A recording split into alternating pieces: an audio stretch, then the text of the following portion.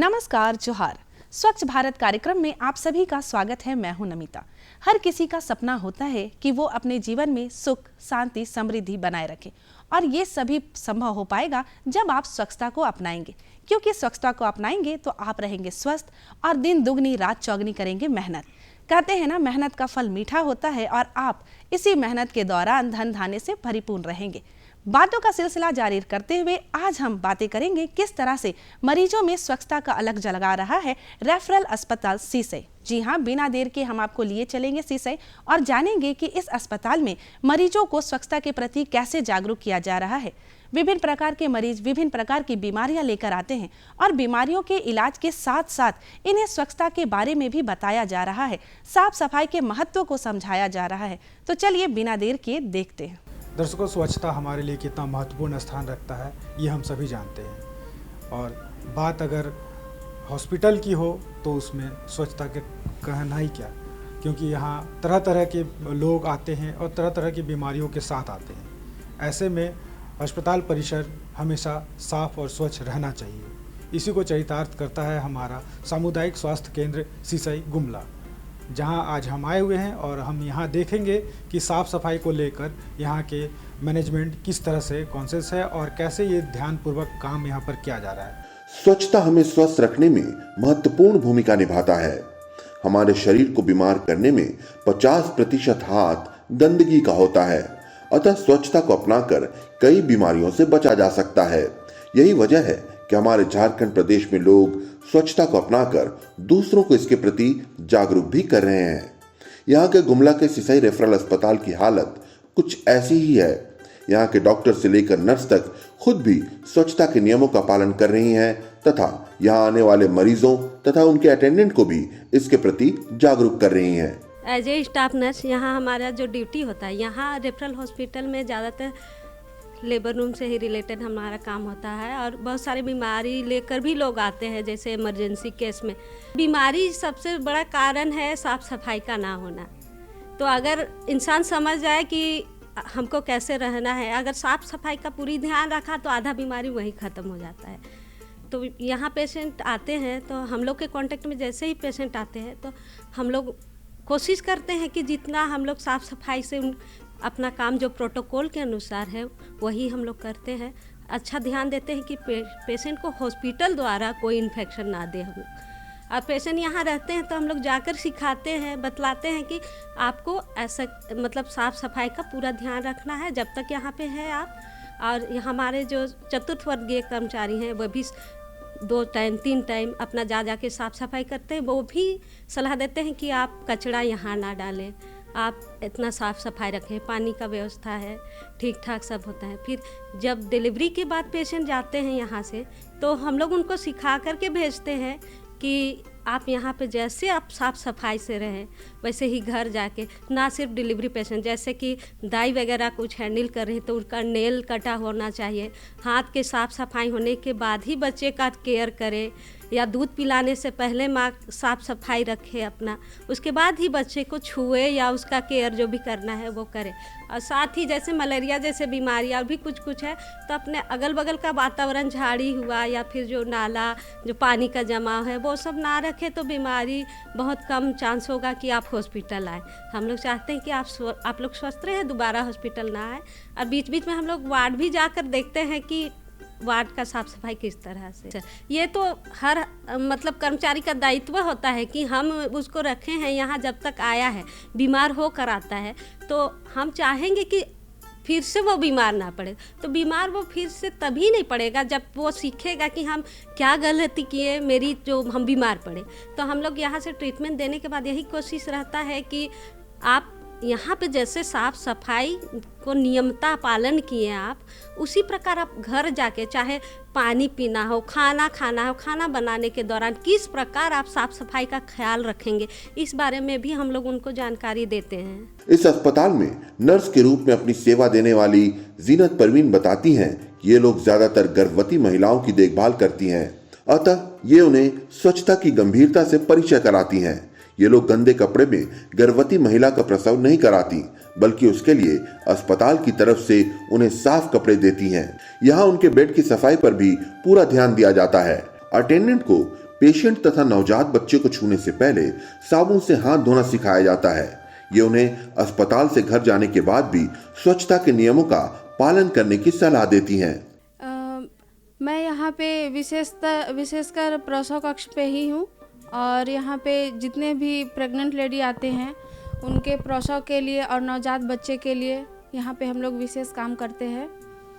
और सबसे पहले तो जो भी पेशेंट आते हैं हमारे पास उसके लिए हम लोग एक BHT तैयार करते हैं। उसमें उनका नाम पता सारा कुछ हम लोग वहाँ पे मेंशन करते हैं। सबसे पहले तो उनको हम लोग साफ़ सफाई पे ध्यान देते हैं। किसी का कपड़ा गीला हो जाता है या फिर कुछ गंदे कपड़े पहन कर आते हैं, क्योंकि वो लोग गांव में रहते हैं तो काम करते करते वो लोग को प्रसव पीड़ा स्टार्ट हो जाता है, तो उससे वो लोग गंदा कपड़ा ही पहने रहते हैं। अगर हम लोग गंदा कपड़ा में ही प्रसव अगर करवाते हैं तो उससे बच्चे को भी इन्फेक्शन होगा, माँ को भी इन्फेक्शन होगा। इसीलिए हम लोग पहले कपड़ा चेंज करते हैं उनका, उसके बाद ही हम लोग बेड क्लीन करवाते हैं जो भी 4th ग्रेड स्टाफ हैं उनसे। फिर बेड में हम लोग लिटाते हैं उसको, उसके बाद ही जो भी हम लोग का काम है वो हम लोग स्टार्ट करते हैं। हम लोग यही बताते हैं उनको कि पेशेंट को छूने या फिर छूने के बाद हम लोग हाथ धोने के लिए बोलते हैं। हम लोग खुद भी हाथ धोते हैं, क्योंकि हम लोग का सबसे साफ़ सफाई में सबसे फर्स्ट हम लोग का आता है कि हैंड वॉशिंग करना। तो हम लोग हैंड वॉशिंग भी करते हैं। हम लोग का जो इंस्ट्रूमेंट रहता है वो भी स्टरलाइज किया हुआ रहता है। हम लोग इन्फेक्शन फ्री काम करते हैं। प्लस फिर जो बच्चा बेबी आउट हो जाता है उसके बाद भी हम लोग सब कोई को छूने के लिए नहीं बोलते हैं, मना करते हैं। उसके लिए साफ़ कपड़ा मंगाते हैं, जो सॉफ्ट कपड़ा हो उसको, और धूप में अच्छा सा सुखाया हो वो कपड़ा हम लोग यूज़ करते हैं माँ के लिए भी। और सारे लोग को अंदर हम लोग नहीं घुसाते, क्योंकि हर इंसान के साथ कुछ ना कुछ इन्फेक्शन होता ही है। तो क्योंकि हॉस्पिटल में भी आया है, हॉस्पिटल एक्वायर्ड इन्फेक्शन भी हो सकता है। इसी वजह से हम लोग 1 या 2 को ही हम लोग अंदर आने के लिए बोलते हैं। और फिर जब बच्चा आउट हो जाता है उसके बाद फिर हम लोग अच्छा सा कपड़ा से लपेटते हैं, बच्चा को वार्मर में रखते हैं और फिर उसका जो इंजेक्शन होता है वो हम लोग देते हैं। हैंड वॉश करते हैं, उसके बाद भी ग्लव्स भी पहनते हैं। हम लोग यही बताते हैं कि बच्चा जहाँ पे वो लोग रखते हैं वो जगह पे साफ़ सुथरा होना चाहिए, उसका बेड साफ़ सुथरा होना चाहिए, किसी भी किस्म का वहाँ पे खाना पीना ना गिरा हो, वहाँ पे मक्खी ना मंडराए, और फिर बच्चा का जो कपड़ा है वो साफ़ सुथरा रहे। हम लोग नेल कटर भी प्रोवाइड करते हैं बच्चा को, उससे वो लोग नाखून छोटा छोटा काट करके रखे बच्चा को। और जो भी बच्चा का केयर कर रहे हैं, माँ हो या फिर घर की नानी दादी, जो भी, उनका हाथ साफ़ हो, कपड़ा साफ़ हो और अच्छे से बच्चा को ढक करके रखे। अगर ज़्यादा टेम्परेचर बहुत ज़्यादा गर्म लग रहा है तो बच्चा को थोड़ा सा ढक करके ढके हुए जो कपड़े हैं उसको हटा दिया जाए, वो सब हम लोग उनको बताते हैं। इस अस्पताल में गांव से मरीजों को अस्पताल तक लाने में सहिया अहम भूमिका निभाती हैं। वो भी इन मरीजों को स्वच्छता अपनाने की सलाह देती हैं। ये उन्हें अपने इर्द गिर्द गंदगी नहीं फैलाने तथा जच्चा बच्चा को बिल्कुल स्वच्छ वातावरण में रखने की सलाह देती हैं। ये उन्हें साफ बिस्तर, व्यक्तिगत स्वच्छता अपनाने तथा ताज़ा भोजन ग्रहण करने की बात बताती हैं, ताकि माँ और बच्चे को किसी तरह का संक्रमण न हो। जी, हम यही समझाते हैं उसको, पेशेंट को, कि मतलब यहाँ डिलीवरी के साथ में ला के समझाते हैं कि मतलब हमको यहाँ तो लाने के बाद में तो हम लोग लाते हैं, फिर तो नर्स लोग ये प्रसव कराती है, फिर प्रसव कराती है नर्स लोग। उसके बाद में बेड में इधर लाते हैं प्रसव होने के बाद में। उसके बाद में यहाँ परामर्श देते हैं कि बच्चा को अच्छा से रैपिंग करने के लिए भी ढके, तो नर्सें लोग करती है। फिर हम भी बताते हैं। फिर साफ मतलब बेड के नीचे साफ मतलब रखने के लिए कचरा सबको मतलब नहीं करना चाहिए। काला डब्बा है, उसमें जितना कचरा रहता है मतलब प्लास्टिक या कोई चीज़ सामान, सो कचरा काला डब्बा में रखने के लिए बोलते हैं। और मतलब खाना पीना साफ़ सुथरा सब चीज़ रहने के लिए बोलते हैं। घर में जाते हैं तो घर में भी देखते हैं कि बच्चा को साफ़ सुथरा करके रखना चाहिए। बच्चा का बिस्तर को हमेशा मतलब सुसु करता है बच्चा, तो सुसु करने को बार बार देखते रहना चाहिए। लेटरिन करता है उसको।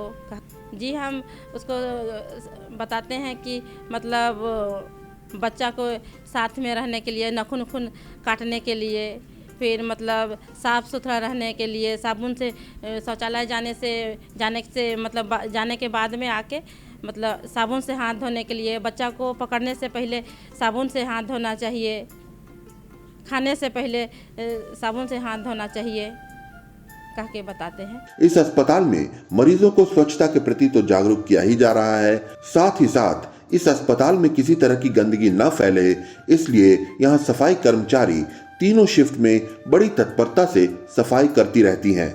ये अस्पताल परिसर में किसी तरह की गंदगी नहीं फैलने देती। हमारा सुबह का जो रोजाना काम रहता है वो हमारा झाड़ू पोछा जो भी हम लोग करते हैं, हम लोग कम से कम 3 या 4 हम लोग वर्कर हैं और हम सुबह में झाड़ू करते हैं। झाड़ू करने के बाद जो भी कचरा होता है उसे हम अपने काले डस्टबिन में हम लोग डालते हैं और पोछा के लिए हम लोग बाल्टी में अपना 3 बाल्टी में पानी लेते हैं। उसमें एक में साफ़ पानी रहता है, एक में डिटॉल फिनाइल वाला पानी रहता है और एक में गंदा पानी रहता है, जो हम बारी बारी से तीनों में अलग अलग ये करके पोछा मार के उसमें डालते जाते हैं। और विशेषकर जैसे भी वार्ड में जो भी पेशेंट हैं या उनके अटेंडर हैं, वे लोग जो भी नीचे सफाई करने के बाद जो कचरा फेंकते हैं उन्हें भी हम बीच बीच में जाकर ये समझाते हैं कि नीचे गंदा नहीं करना है। जो भी कचरा है आप वहाँ बाहर जाकर जो भी लाल, काला, पीला, नीला जो भी हम लोग का डस्टबिन है उसमें जो कचरा जिसमें रखा जाता है उसमें अपना कचरा डालें। हम यही उनको सलाह देते हैं।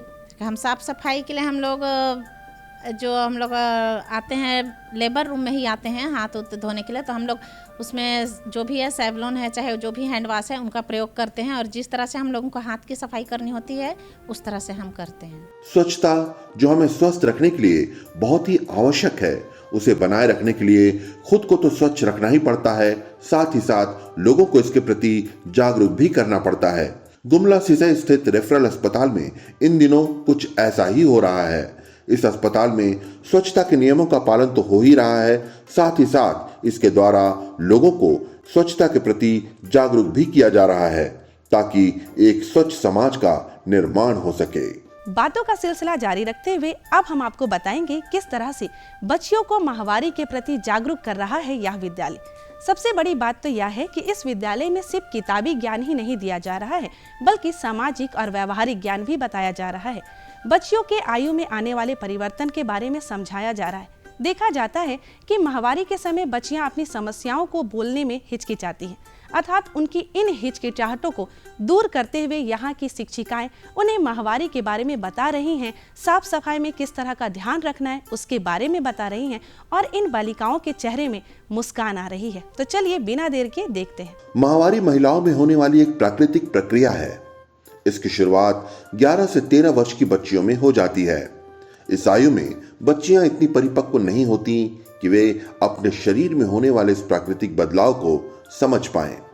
यही वजह है कि ऐसी अवस्था में बच्चियां माहवारी से घबरा जाती हैं। अतः यह आवश्यक है कि इस उम्र की बच्चियों को माहवारी के प्रति जागरूक किया जाए और उन्हें ऐसी स्थिति में स्वच्छता बरतने की सलाह दी जाए। अपने झारखंड प्रदेश के विद्यालयों में इस दिशा में कार्य हो रहे हैं। इसका उदाहरण हम देख सकते हैं गुमला जिले के कस्तूरबा बालिका विद्यालय सिसई में, जहां बच्चियों को माहवारी के प्रति जागरूक किया जा रहा है। का जो स्वरूप होता है वह चेंज कब ऐसा दिखने लगता है कि हाँ ये लड़की है और ये लड़का है। अंतर आपको कब दिखने लगता है? जब आप 10वें वर्ष में प्रवेश कर जाते हैं, तब हमारे शरीर से निकलने वाले जो हार्मोन होता है, जैसे लड़कों में एस्ट्रोजन, लड़कियों में प्रोजेस्टेरोन। तो एस्ट्रोजन क्या काम करता है? लड़कों में दाढ़ी मूंछ का निकलना, सीना का चौड़ा होना। लड़कियों में उनके शारीरिक बदलाव में जैसे कि कुल्हों का चौड़ा होना, फिर मासिक धर्म का शुरू होना। ये सब कब होता है? जब हमारे मतलब लड़कियों में अलग अलग में एज में, किसी का 10 वर्ष में, किसी का 11 वर्ष में, किसी का 12 वर्ष में, लेकिन होता सभी के साथ है। यह कोई अभिशाप नहीं है, यह एक वरदान है भगवान का दिया हुआ, जिससे आपको सिद्ध होता है कि आप लड़की हैं, आप इस धरती की जननी हैं। तो उस योग्य में आप उस स्थिति में आती हैं जब आपका शरीर चेंज हो रहा है, तो आपको डरना नहीं है ना। बशर्ते आपने जिस चीज़ को महसूस किया वो अपने छोटी बहनों को बताइए ताकि वो डरे ना, है ना। तो उस तरह की समस्याओं से बचने के लिए आपको क्या करना है, सफाई में ध्यान रखना है। तो सफाई में कैसे ध्यान, तब हम आते हैं क्या पे, पैड्स यूज करने पे। तो पैड्स आजकल सभी जगह पे अवेलेबल है, और पैड्स का यूज करने के बाद उसको डिस्ट्रॉय भी करना ज़रूरी है, मतलब ख़त्म भी करना ज़रूरी है। अगर आप खुले में ऐसे फेंक देते हैं तो उससे क्या होगा, आसपास का पर्यावरण दूषित होगा, इससे क्या होगा, बीमारियां फैलेंगी, है ना। तो इसका यूज कैसे करना, आप उसको यूज कीजिए, फिर उसको डिस्ट्रॉय करने के लिए आपके यहाँ भस्मक बना हुआ होगा ना, वहाँ आप डाल दिए। काफ़ी परेशानियाँ होती, कभी पेट दर्द होता है, कभी तो दर्द इतना ज़्यादा होता है कि आप उठ नहीं सकते हैं। तो पुराने समय में उन लोगों को एक आराम देने का जरिया बनाया गया था कि एक सप्ताह आप किचन में नहीं जा सकते हैं, उससे उसको आराम मिल जाता था। लेकिन बाद में धीरे धीरे लोग ये अफवाह फैला दिए कि नहीं, किचन में जाया नहीं जाता है, अशुद्ध होता है। ऐसा अशुद्ध कुछ नहीं होता है, बशर्ते उस उम्र में जब ऐसा होता है या इस आने से जो परेशानियां पैदा होती हैं उनसे उनको निजात मिले, आराम मिले, कह के उनको किचन में नहीं जाने दिया जाता था। पर आज आप जा सकते हैं, कुछ भी करने के लिए रोक नहीं है, है ना। और दूसरी बात ये भी है कि अपने से छोटे को बताइए, और बशर्ते अपने बहन को बताइए कि हाँ मेरे साथ ये परेशानी हो रही, तो वो आपको बताएंगी कि क्या इससे हम मतलब कैसे बचें। जनरली दवा का यूज नहीं करना चाहिए, हाँ बहुत ज़्यादा दर्द हो तब तो करना पड़ेगा, है ना। नैपकिन पैड तो बहुत लेट से शुरू हुआ है, और ये परेशानी तो बच्चियों को बहुत पुरानी, मतलब बहुत सदियों से चली आ रही हैं। एक प्रकार से कहा जाए तो यह महामारी जो वर्ड है, इसे ऐसा लगता है कि कोई बीमारी है, पर यह कोई बीमारी नहीं है, यह एक सत्य है, और यह एक स्त्री का कर्तव्य भी है। इसको मासिक धर्म कहा जाता है, मतलब ये एक धर्म है जो महिलाएं ही निभा सकती हैं, और यह मतलब इस सृष्टि में महिलाओं के द्वारा यह धर्म निभाया जा रहा है। और हर बच्ची जब छोटी होती हैं तो उनके शरीर में अचानक जब बदलाव आना शुरू होता है तो वो काफ़ी भ्रमित हो जाती हैं, डर जाती हैं। तो हमारा काम एक एज लाइक ए टीचर, हम क्लास 8 में हमारा एक चैप्टर है जिसमें हम पढ़ते हैं किशोरावस्था की ओर। शायद उस चैप्टर को क्लास 8 में ना होकर 6ठी क्लास में ही डाल देनी चाहिए, क्योंकि यह समस्या 6ठी क्लास से ही शुरू हो जाती है। आज के जैसे इन्वायरमेंटल चेंजिंग के कारण ऐसा हो रहा है कि पहले यह उम्र जो होता था 12 से 14 वर्ष के बीच का होता था, पर अब 10 वर्ष में भी यह समस्याएं आ रही हैं सामने। तो 10 वर्ष में बच्चियां 6ठी क्लास में होती हैं, और उस समय उनको कोई समझ नहीं होता है इस बारे में। यहाँ की शिक्षिका यहाँ की छात्राओं को ऐसी स्थिति में कपड़े की जगह पैड इस्तेमाल करने की सलाह देती हैं। ये उस पैड को हर 2 घंटे में बदलने का भी निर्देश देती हैं। ये छात्राओं को ऐसी स्थिति में स्वयं को स्वच्छ रखने, धुले कपड़े पहनने आदि के बारे में समझाती हैं। इतना ही नहीं, ये पैड को इस्तेमाल के बाद किस तरह से निष्पादित करना है जिससे संक्रमण ना फैले, उसका भी रास्ता बताती हैं। पैड्स का यूज करना तो अब शुरू किया गया है। पहले ये लोग या गांव में कपड़ों के द्वारा इसको मतलब यूज किया जाता था।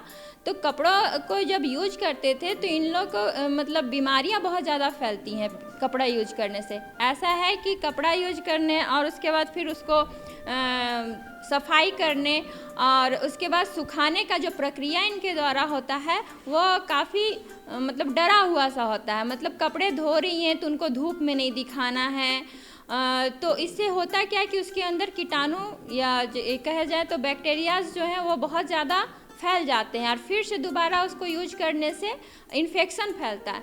तो ये एक मतलब यौन संक्रमण बीमारी का आवाहन करने जैसा होता है।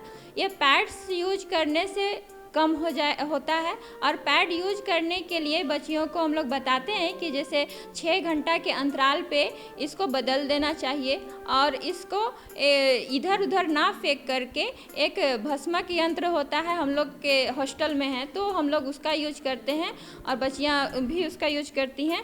पर गांव देहात में इसको मिट्टी के अंदर खोद कर डाल दिया जाता है या फिर जला दिया जाता है, यह ऐसा करने से इन्फेक्शन कम हो जाएगा। ग्रामीण क्षेत्र में इसके लिए आपको मतलब कैंप लगाना होगा, उनको जागरूक करने के लिए बताना होगा कि देखिए इस तरह से करने से किस प्रकार बीमारियां फैलती हैं। जैसे मान लीजिए कि आप किसी किचन में जैसे कपड़ा यूज करते हैं हम लोग, तो किचन में कपड़ा यूज करने पर क्या होता है कि हम पोछा लगाए और उसको फिर, जिसको हम लोग साफ़ ही कहते हैं, पोछा लगाए, साफ़ किए, उसके बाद उसको धोए, फिर से उसको सुखाए, फिर से यूज किए। ऐसे करते करते एक ऐसा समय आता है कि वो कपड़ा भी रद्दी हो जाता है, जिसका यूज हम सिर्फ क्या करने के लिए कर रहे हैं, सिर्फ सफाई करने के लिए कर रहे हैं। हमारे शरीर से रिलेटेड अगर कोई चीज़ है तो यह शरीर बहुत अमूल्य चीज़ है जिसका कि कोई मोल नहीं है। अगर हम उस शरीर को एक कपड़ा यूज कर रहे हैं, फिर दोबारा हम उसको धूप में भी नहीं सुखा रहे हैं, फिर उसको दोबारा यूज कर रहे हैं, ऐसे करने से जो उसमें कीटाणु है वो तो दोबारा हमारे शरीर में प्रवेश करेगा, और वो जब हमारे शरीर में प्रवेश करेगा तो ऐसा महामारी का रूप लेता है जिससे फिर मतलब कैंसर जैसा बीमारी भी फैल जाता है। तो इस तरह से हम उनको समझा सकते हैं कि इसका दोबारा यूज ना किया जाए, और ये बहुत मतलब हानि पहुंचा सकता है। अगर आप पैड का यूज कर रहे हैं तो आप रेगुलर उसको 6 घंटे में डिस्ट्रॉय कीजिए और अपने आसपास में मत फेंकिए, इससे भी इन्फेक्शन फैल सकता है। और इसका डिस्ट्रॉय इस तरह से कीजिए कि दोबारा यह पर्यावरण में उपस्थित ना हो। यहाँ की छात्राएं आज शिक्षकों के मार्गदर्शन पर चलकर माहवारी को अच्छे से समझने लगी हैं। उन्हें इस बात का भी ज्ञात हो गया है कि ऐसी स्थिति में स्वच्छता बरतना, पैड का इस्तेमाल करना, पौष्टिक भोजन लेना तथा इस्तेमाल किए गए पैड का निष्पादन करना कितना आवश्यक है। यहाँ की छात्राएं अब इन नियमों का पालन कर रही हैं और इस माहवारी को एक बीमारी नहीं बल्कि प्रकृति का वरदान समझने लगी हैं। माहवारी के दौरान हमें अच्छे से पैड यूज करना चाहिए। पैड यूज करने के बाद हमें हाथ को अच्छे से साबुन से साफ सफाई करना चाहिए। हम अपने छोटे बहनों को बताएं कि पैड अच्छा होता है और कपड़ा को धो के सुखाने से उसमें मतलब कीटाणु जो रहते हैं वो अच्छे से नहीं धोने से नहीं भागते हैं, इसलिए हमें सैनिटरी पैड का यूज़ करना चाहिए। जब हम लोग का पीरियड्स आता है तो हमें ज़्यादा पानी पीना चाहिए, उसके बाद में पैड यूज करना चाहिए, हरी सब्जी सब खाना चाहिए। इसको हम लोग गड्ढा खोद के गड्ढा में भी डाल सकते हैं। उसके बाद में उसका जो रुई रहता है उसको बाथरूम में जाके धो सकते हैं। उसके बाद में उसका जो रैपर रहता है उसको हम लोग सुखा के जला सकते हैं, फिर भस्वक में इसको डाल के जला सकते हैं। हम समझाते हैं कि मतलब जो पैड्स होता है वो मतलब आरामदायक होता है। मतलब बहन सबको बताएंगे हम लोग कि पैड यूज करो। हम लोग का पीरियड चालू होता है तो दिन भर में कम से कम 3 या 4 बार पैड चेंज करना चाहिए और पकड़ने के बाद में हाथ को साबुन से अच्छे से धोना चाहिए। दौरान हमें निम्नलिखित सावधानी बरतनी चाहिए, जैसे कि हम लोग सबसे पहले पैड यूज करने के बाद हम लोग को हाथ अच्छे से धोना चाहिए साबुन से।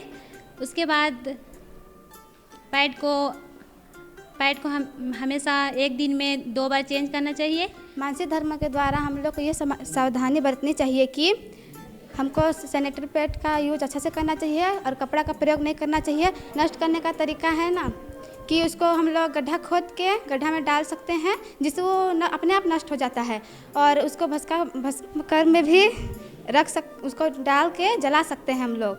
उन्हें बोलेंगे जब तुम्हारा जब मानसिक धर्म आएगा तो तुमको पौष्टिक आहार लेना चाहिए और साग सब्जी खाना चाहिए, और उस समय तुमको ज़्यादा पानी पीना चाहिए ताकि तुम्हारा स्वास्थ्य अच्छा रहे और तुम बीमारी के संकट में ना आओ।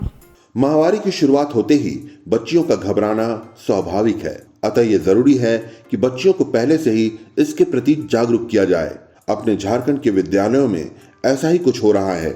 यहाँ की शिक्षिका बच्चियों को माहवारी के प्रति जागरूक कर रही हैं और उन्हें ऐसी स्थिति से निपटने के लिए उनका आत्मविश्वास बढ़ा रही हैं। अभी हमने देखा कि कस्तूरबा के बच्चियों ने कैसे हमें बताया कि माहवारी के दौरान इनको शिक्षा में क्या दिया जाता है और कैसे सावधानियां बरतनी है, इसके बारे में इनके स्कूलों में बताया जाता है, जो ये अपनाकर अपने घर के आसपास के माहौलों को शुद्ध कर रही हैं और बता रही हैं कि अपनी माँ, चाची और दादी इनको भी बताती हैं कि आप इस दौरान विशेष करके कपड़ों का प्रयोग ना करते हुए सैनिटरी नैपकिन पैड का प्रयोग करें और अपने आप को इन्फेक्शन से बचाएं, क्योंकि कपड़े का प्रयोग करने से कई तरह का बीमारियों का प्रकोप होता था, जिसको अब रूढ़िवादी तरीका से अपनाकर अब ये स्वच्छता की ओर अपने आप को अग्रसर कर रही हैं। शिक्षा के मंदिर में इस तरह की शिक्षित किया जाता है, इसके लेकर ये प्रचार प्रसार कर रही हैं और अपने घर के वातावरण को भी शुद्ध कर रही हैं। शुद्ध करने के साथ साथ ये अपने समाज का भी निर्माण कर रही हैं। इसी के साथ दीजिए हमारी पूरी टीम को इजाज़त। मिलते हैं अगले किसी अंक में। नमस्कार, जोहार। देखा ना आप सभी ने, ये सभी बच्चियां कल का भविष्य है और अगर इन्हें आने वाली समस्याओं के बारे में पता हो तो वो इसका समाधान आसानी से कर सकते हैं। बातों का सिलसिला यूं ही जारी रखते, लेकिन समय हो गया है आपसे विदा लेने का। हम मिलेंगे अगले अंक में, तब तक के लिए दीजिए इजाजत। नमस्कार, जोहार।